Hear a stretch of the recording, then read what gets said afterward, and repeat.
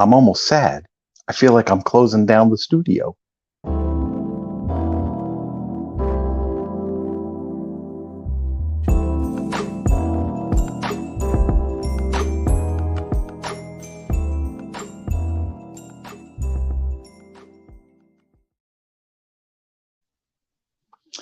Hey there, folks. It's late.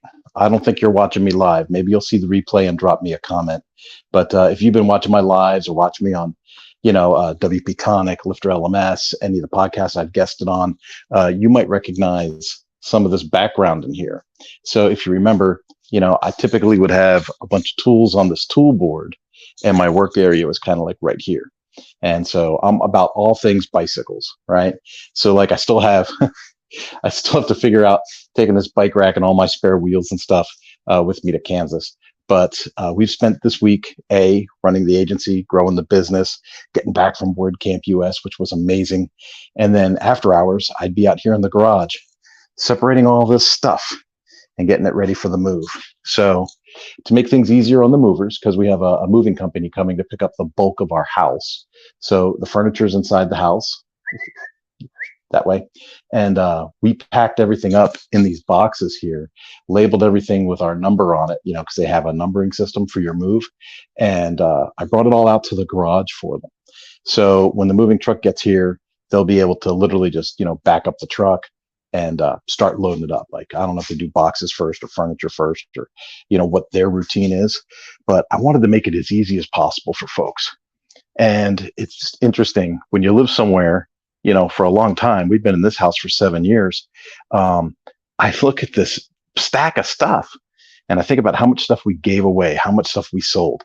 I mean, I sold a DR650 motorcycle, the motorcycle lift, bicycles that we gave away to kids in the neighborhood, just all kinds of stuff, and it's one of those wake up calls where you're like, the stuff's not important. The stuff's not important at all.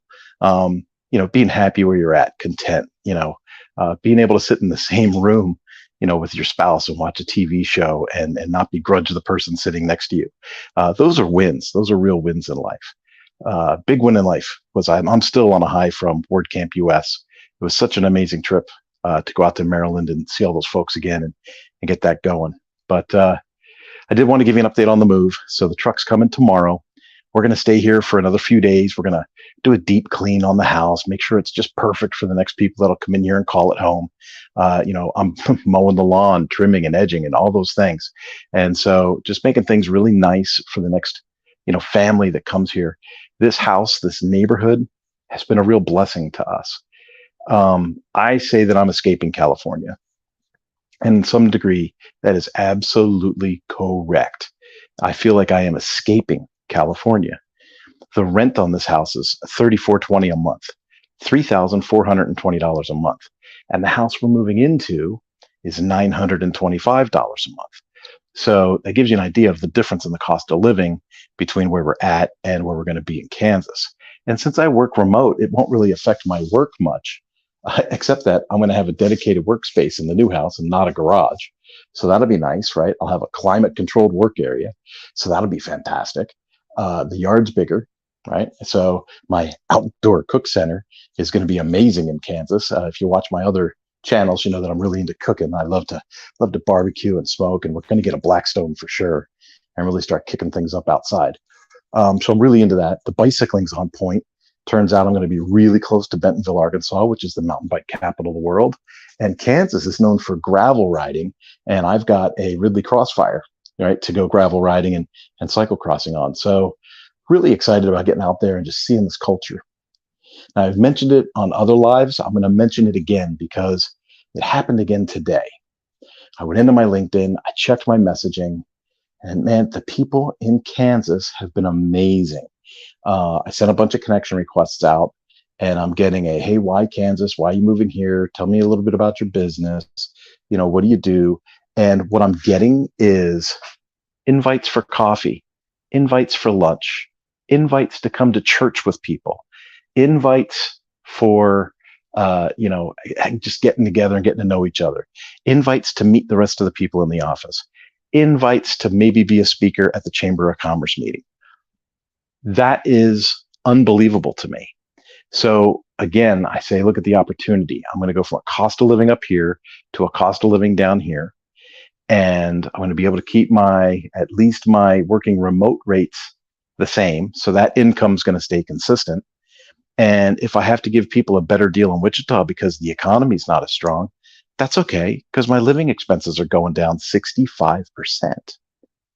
Folks, when I say I'm escaping California, I'm escaping California. So wanted to give you an update on that. The other thing was the GoFundMe page. I've had a few people make donations on the GoFundMe page. And like I said at the very beginning, I hesitated to even have a GoFundMe page. I was like, that's kind of weird. And I was like, nah, I'll do it. I'll see what happens.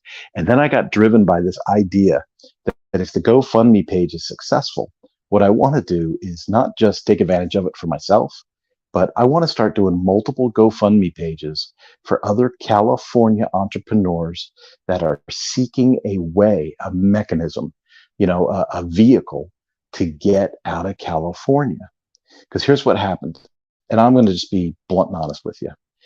2 leases ago, I was like, hey, we got to move. We got to get out of California. It's getting expensive. And then as a business owner, you lie to yourself and you go, well, I'm forecasting 10 to 15% growth over the next year. I think we can do it. And we had friends at church and family, and the kids were ice skating, and they had friends at the rink and all these things. So there's all these reasons to talk yourself into not making a hard decision. The hard decision, of course, is you pick it up and leave it. It's a pain in the butt. And so we stayed. Business did not go up the way that I had forecasted. We did not bring in the revenue. And as we all know, inflation went cray cray. So everything went more expensive. Well, as things continued to get more and more expensive, we began to experience more and more challenges, dipping into savings, dipping into a credit card when we need to. If I was traveling for work, I put it on a credit card, then I paid it off over the next month or two, right? Whereas before I was cash up front for everything. And so over time, we started to chip away at some of what I consider my core beliefs, right? Because it's like, well, we got to survive. We got to keep going. And then we signed another lease. And then this lease came around and I was like, we cannot do it again. We can't. I got a sneeze coming. I'm sorry. I couldn't get to the mute button fast enough. All right. So we just could not make the decision to get out and time it with the lease properly. So when this lease was coming up due, I was like, we can't. We can't do it. We've gone backwards every year for the last 3.5 years here in California. For the last 3.5 years, our outgoing money has increased and our incoming money has decreased. And, I put work into my business. You see me doing the lives. People that see me online, I met people at WordCamp that make this assumption that I am successful. I believe I am successful in that I stay positive. I find the opportunities within the obstacles. I have faith in a God that makes things happen every month anyway. No matter how bad I screw it up, God makes it happen. That to me is success. But the other side of success is, as a business owner, is my business expanding at a rate where I can create jobs for others or create economic stability for other people? And in California's business environment, I am unable to do that. I end up hiring offshore help in Vietnam, Pakistan, Italy, Australia. I mean, I've hired people in Taiwan, everywhere, India. And so you end up working with people because the budget mandates it. But what I would prefer to do is have a team of people, here locally in the States, and people that I could give economic stability to through growing my agency. And so that's very much a goal. And so when I did the GoFundMe, that became the goal. It didn't become, hey, help my straggly butt get to Kansas. It became, help me gain the opportunity to add value to others and create financial stability to others by showing them, training them, and mentoring them through agency growth and building.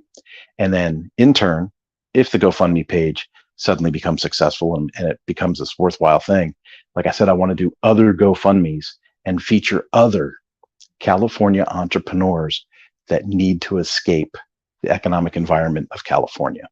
And so that's one of my driving things. I want to see if I can put that together. Folks, I just wanted to check in. It's been a long day. I'm exhausted, but I just did all this work And to be honest with you, I'm going to have an adult beverage before I go to bed. I think I'm just too keyed up to lay down and go to sleep. So have yourself a great night. I'm going to play the thank you screen to go out, and you guys have a wonderful night. And if you're watching the replay, send me your comments or jokes or whatever. I could use some levity over the next few days as we're packing up the other vehicles. All right. Have a good one. Bye bye.